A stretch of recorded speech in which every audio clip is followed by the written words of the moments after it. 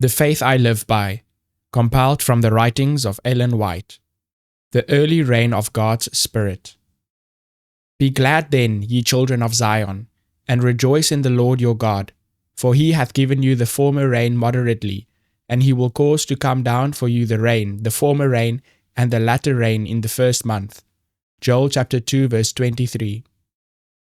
Under the figure of the early and the latter rain that falls in eastern lands at seed time and harvest, the Hebrew prophets foretold the bestowal of spiritual grace in extraordinary measure upon God's church. The outpouring of the Spirit in the days of the apostles was the beginning of the early or former rain, and glorious was the result.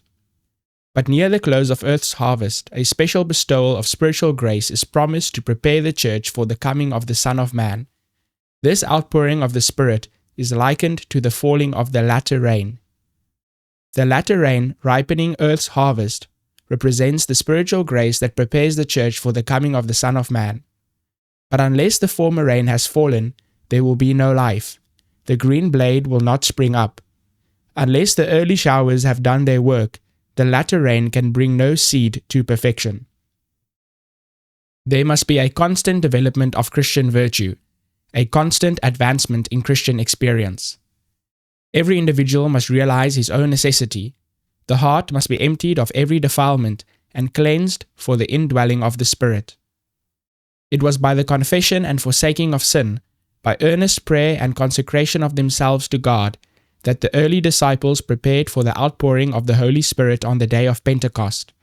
The same work, only in greater degree, must be done now. There must be no neglect of the grace represented by the former rain. Only those who are living up to the light they have will receive greater light. Unless we are daily advancing in the exemplification of the active Christian virtues, we shall not recognize the manifestations of the Holy Spirit in the latter rain. It may be falling on hearts all around us, but we shall not discern or receive it.